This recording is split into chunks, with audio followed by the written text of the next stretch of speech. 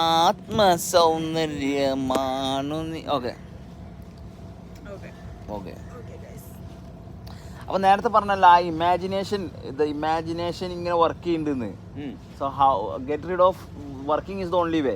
നമ്മൾ സ്ട്രോങ് ആയിട്ട് വർക്ക് ചെയ്യുമ്പോഴത്തേക്കും നമ്മളുടെ ബോഡിയിലെ ഫങ്ഷൻ കൊണ്ട് ആ ബോഡി ഫങ്ഷൻ ചെയ്ത് നമ്മൾ സെൻസ് ചെയ്യാൻ തുടങ്ങും. ആ സെൻസിലാണ് നമ്മൾ ലൈവ് ആകുന്നത്. ഫങ്ഷൻ ചെയ്യുന്ന ബൈ ഡിഫോൾട്ട് ആയിട്ട് ഇത് വർക്ക് ചെയ്യുന്നതുമായിട്ട് നമുക്ക് ചേർന്ന് നിൽക്കാൻ പറ്റും. അല്ലെങ്കിൽ നമ്മൾ ചുറ്റുപാടും കാണുന്ന എല്ലാം വർക്ക് ചെയ്തുകൊണ്ടിരിക്കും.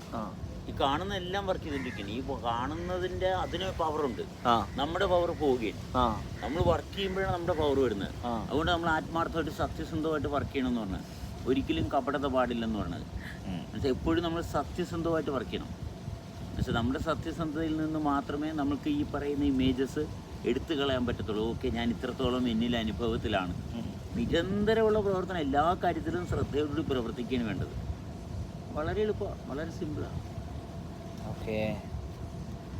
അതായത് നമ്മൾ ഒരു കണ്ടന്റ് ആവാതെ നമ്മൾ ഫുൾ ഫ്രീ ആയിട്ട് നിൽക്കാൻ പറ്റണം. ഒരു പർട്ടിക്കുലർ കണ്ടന്റ് എടുക്കാൻ പറ്റൂല. മറ്റുള്ളവരെ സേവിക്കുക, ഞാൻ ചെയ്തു വെച്ചിട്ട് ഇന്ന ഗുണമുണ്ടായി, ഞാൻ ചെയ്തതാണ് ഇത് അത്, ഇതിനകത്തൊന്നും ഒരു കഥയുമില്ല. ഞാൻ ചെയ്തു വെച്ചിട്ടുള്ള ആ കാര്യം ഈ കാര്യത്തിൻ്റെ പേരിലാണ് നമ്മൾ തന്നെ രോഗിയായി പോകുന്നത്. പക്ഷേ ഞാൻ ഉണ്ടെന്നുള്ള ഭാഗമാണ് ഏറ്റവും വലിയ ഭാഗം. അതിനപ്പുറത്തോട്ട് വേറെ വലിയ ഭാവങ്ങളൊന്നുമില്ല. ഞാനുണ്ടെന്നുള്ള ഭാവം, ഞാനുണ്ടെന്നുള്ള അനുഭവമാണ്. അത് ഭാവിക്കേണ്ട കാര്യമില്ല. അതെ അതെ, അതുള്ളതാണ്. അതുള്ളതാണ്. മറ്റേതാണ് പ്രശ്നമാകുന്നത്. Okay okay.